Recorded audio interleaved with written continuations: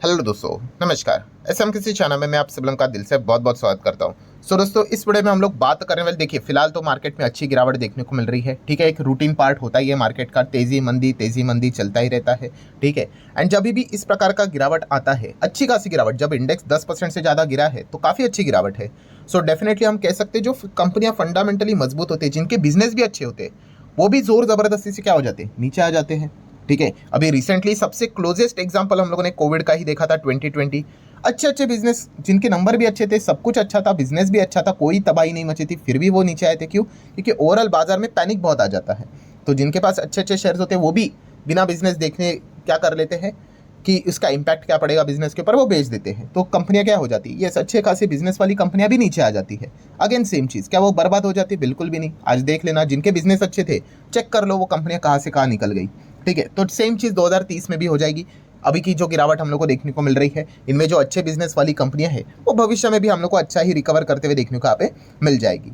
Definitely जैसे मैंने आप लोगों को सिखाया कि ये जो गिरावट होती है, वो क्या करती है, आपको अच्छी अपॉर्चुनिटी क्रिएट करके दे देती है।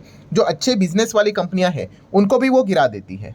ठीक है, गिरेगा तो भाई पूरा बाजार गिरेगा, फिर आपके नंबर अच्छे हो बुरे हो। ठीक है, जिनके बुरे है भाई, उनकी तो अच्छी खासी क्लास ली जाती है, अच्छे बिजनेस वाले भी गिर जाते हैं। काफ़ी लोग ये सवाल पूछते ही है कमेंट सेक्शन में, अरे सर ये तो कंपनी अच्छा कर रही थी, इसके नंबर भी अच्छे आए थे, फिर भी ये क्यों गिरा? क्योंकि बाजार में प्रेशर है, तो भाई प्रेशर है फिर।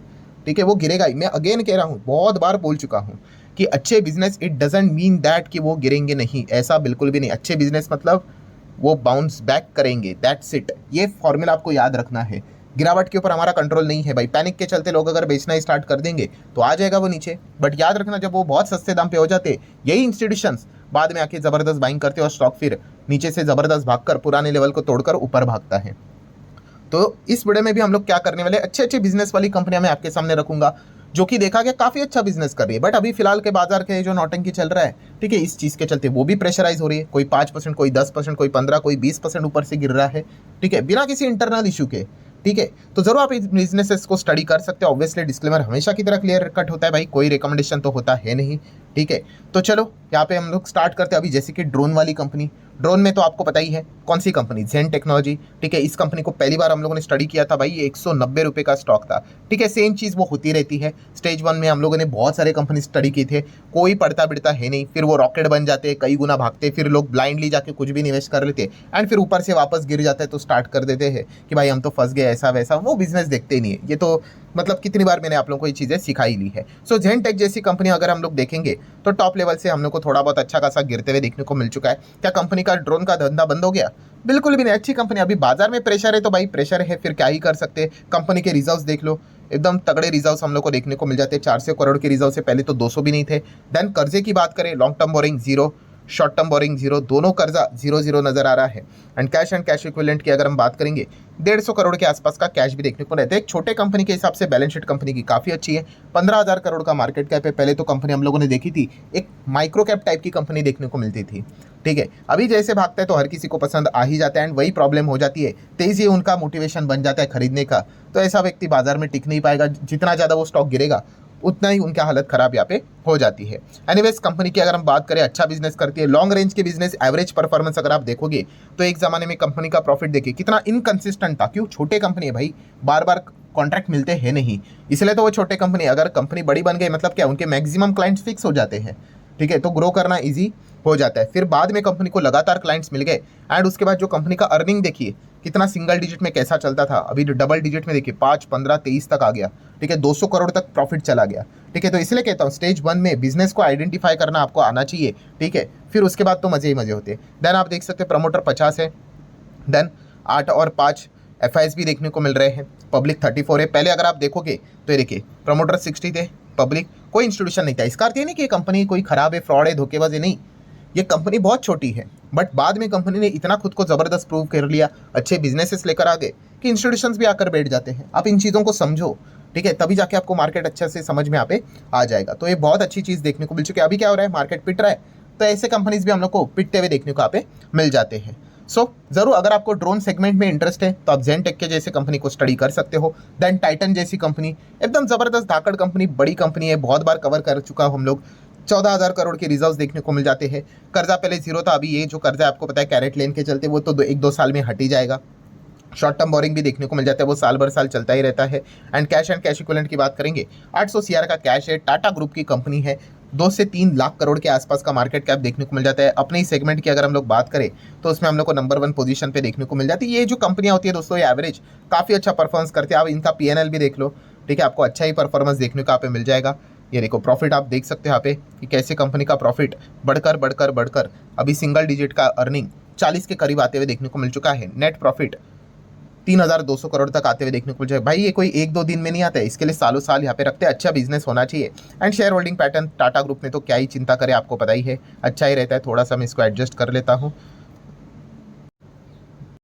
तो ठीक है, एडजस्ट हो चुका है। सितंबर का डेटा प्रमोटर देख सकते हो, FIS DIS आप देख सकते हो, काफ़ी हेल्दी शेयर होल्डिंग पैटर्न देखने को मिल जाती है। तो ये decent company, obviously market cap देखकर आपको एक अंदाजा आ चुका होगा, हाँ ये तो एक एवरेज कंपनी देखने को मिल जाती है। बट ये जो कंपनी होती है ना दोस्तों, ये मतलब इंटरनली खुद के कारण के वजह से काफ़ी रेयरली गिरती है। ऐसा नहीं गिरती नहीं है, रेयरली गिरती है, ठीक है। इनको यूजुअली मार्केट में ही इस प्रकार का माहौल चाहिए जिसके चलते वो एक्सेस हम लोग को गिरावट के माहौल में आते हुए देखने को मिल जाती है। तो आप टाइटन को चाहो तो स्टडी कर सकते हो। नेक्स्ट अगर देखा गया तो CDSL, इसका तो बिजनेस ही आपको पता ही है। मार्केट में तेजी, तो यूजुअली ये भी एवरेज उसी पैटर्न को फॉलो करते हैं। मार्केट गिरेगा तो ये भी आगे भविष्य में जरूर उसी प्रकार से हम लोग को चलते हुए देखने को मिल जाता है।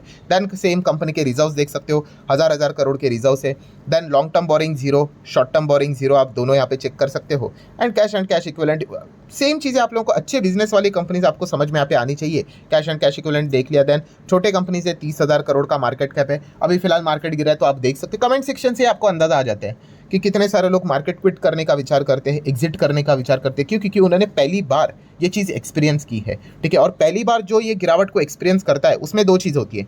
एक होता है भाई वो टिकता है, ठीक है, क्या कर देता है, कैसे भी करके वो टिक जाता है भाई बादर। और दूसरा होता है वो क्या कर लेता है, क्विट करता है। वो क्विट करता है ना, वो मार्केट में कभी पैसा नहीं कमा पाता है, ठीक है। क्योंकि इस सिचुएशन से तो गुजरना हर किसी को पड़ेगा भाई, हर किसी का फर्स्ट टाइम तो जरूर होगा इस प्रकार का कि जब बाजार में गिरावट होगी, पोर्टफोलियो की धज्जियां उड़ेगी, प्रॉफिट जो दिख रहा था वो आंखों के सामने गायब हो जाएगा, जो या फिर पहले से ही लॉस था, अभी अभी एंट्री की थी, वो लॉस और वाइड होगा, ठीक है।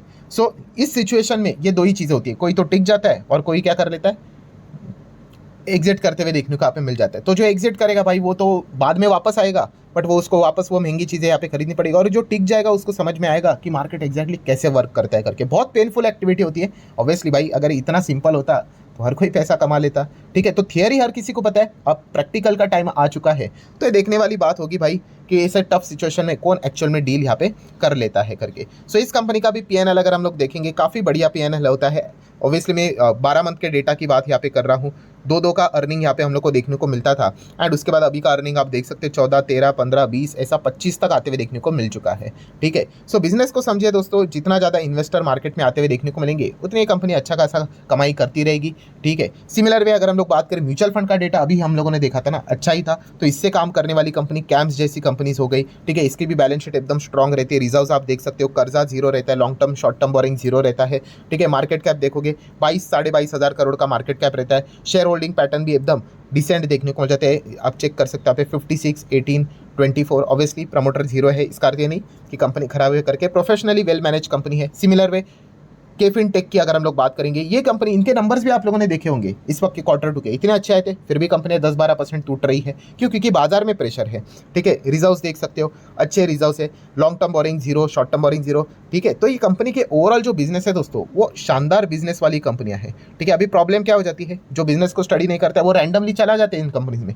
कभी तो भविष्य में गिरेंगे, 20, 30, 40% हो गया, उनका काम तमाम हो जाएगा। वो तो बोलेंगे भाई ये तो कंपनी अभी नीचे आ गई, अब तो मैं बर्बाद हो गया, ऐसा वैसा। जो बिजनेस नहीं देखेगा भाई, उसका टिकना तो भाई गिरावट में वो छोड़ देंगे मार्केट को, ठीक है। 16,000 करोड़ का मार्केट कैप है केफिन टेक की अगर हम लोग बात करेंगे, ठीक है। रिसेंटली नंबर्स की बात करें तो वो भी आप देख सकते हो, कंपनी का ये देखो 100 का 127 हो गया, ठीक है। सिमिलर वे नेट प्रॉफिट देख सकते हो, 68 था 89 हो गया, एक साल पहले 61 था वो 89 हो गया, फिर भी कंपनी नीचे आ गई। क्यों? क्योंकि प्रेशर है भाई बाजार में, ठीक है। तो ये चीज़ों को समझो भाई, ये एक्सटर्नल प्रेशर के चलते नीचे आ रहे। प्रमोटर है, FIS DIS है, पब्लिक भी देखने को यहाँ पे मिल जाते हैं, well balance share holding pattern देखने को मिल रहा है। देन ICICI बैंक की अगर हम लोग बात करेंगे, इसके भी नंबर एकदम ज़बरदस्त है, बट फिर भी ये भी प्रेशर के कारण नीचे आते हुए देखने को मिल रहा है। मार्केट कैप की बात करेंगे तो ये तो बहुत बड़ी कंपनी है, ठीक है। तो एक एवरेज एक्सपेक्टेशन ही लोग यूजुअल लेकर यहाँ पे चलते रहते हैं। पीयर सेगमेंट में देखा गया तो HDFC बैंक पहले पे है, सेकंड पे ICICI है। HDFC बैंक कितना है अभी, लगभग 12 से 13 लाख करोड़ का मार्केट कैप। वो तो मर्जर के इसलिए ठीक है, वरना आईसीआईसी बैंक ने तो बीट कर ही लिया था इनको, ठीक है। बाकी नंबर 3 नंबर 4 तो बहुत ही पीछे हम लोग को देखने को मिल जाते हैं। इनके भी पीएनएल अगर आप देखोगे तो काफ़ी खतरनाक पीएनएल इस कंपनी का देखने को मिल रहा है। लग रहा है कि भाई ये अलग ही सेक्टर में काम कर रही है। बाकी फाइनेंस वाली कंपनीज बैंक्स इतना खास नहीं कर रही, बट इसका परफॉर्मेंस देख सकते हो, एनपीएस देख सकते हो, सब कुछ बढ़िया देखने को यहाँ पे मिल जाता है। एंड सिमिलर ये भी अगर आप चेक करोगे यहाँ पे भी एफआईएस डीआईसी हम लोग को ज़्यादा देखने को मिल जाते हैं, पब्लिक ज़्यादा यहाँ पे होती है नहीं। सो ऐसी लिस्ट निकाली जाए ना दोस्तों, ठीक है, तो इतने सारे सैकड़ों कंपनियां मिल जाएंगे, ठीक है। ऐसा नहीं होता कि शेयर मार्केट मतलब 2 से 3 कंपनियां होती है या फिर 10 12 13 कंपनी से वही अच्छा करेगी, बाकी कंपनियां चलेंगी ही नहीं करके, बिल्कुल भी नहीं। अच्छे बिजनेस वाले इतने कंपनीज पड़े हुए हैं कि मतलब पैसा कम पड़ जाएगा, ठीक है। सो अगेन एंड अगेन कह रहा हूँ आपको कि अच्छे बिजनेस वाली कंपनीज को आइडेंटिफाई करो, ठीक है। मार्केट आपको मौका देगा भाई। ये कंपनी आप बहुत लोग पूछते थे सर ये ऐसा नीचे कब आएंगे, आएंगे भाई। मार्केट खुद नहीं गिरेंगे तो मार्केट गिरवा देगा उनको। तो ऐसी कंपनीज को आपने स्टडी करना है, ठीक है। आपको बिजनेस पसंद होना चाहिए, चेक करना है कि भाई लॉन्ग रेंज में बिजनेस उनका अच्छा करेगा या नहीं करेगा, उस हिसाब से हम लोगों ने डिसीजन यहाँ पे लेना होता है। सो इस वीडियो में तो कुछ 4-5 ही कंपनीज मैंने स्टडी पर्पस के लिए आपके सामने यहाँ पे रख दिया। ऑब्वियसली डिस्क्लेमर अगेन क्लियर कटे, कोई रिकमेंडेशन तो होता नहीं, वरना ऐसी लिस्ट निकाली जाए तो कितने सारे कंपनीज आप लोगों को मिल जाएंगी। कितने सारे मतलब कितने सारे, जो कि बस मार्केट के प्रेशर के चलते आपको सस्ते भाव पे देखने को यहाँ पे मिल रहे हैं। तो स्टडी कीजिए ऐसे कंपनीज को, गिरावट का फायदा उठाइए, ठीक है। तो आशा करता हूँ वीडियो हेल्पफुल लगा होगा, तो चाहो तो लाइक एंड शेयर कर सकते हो। मिलते हैं नेक्स्ट वीडियो में, तब तक के लिए बाय बाय।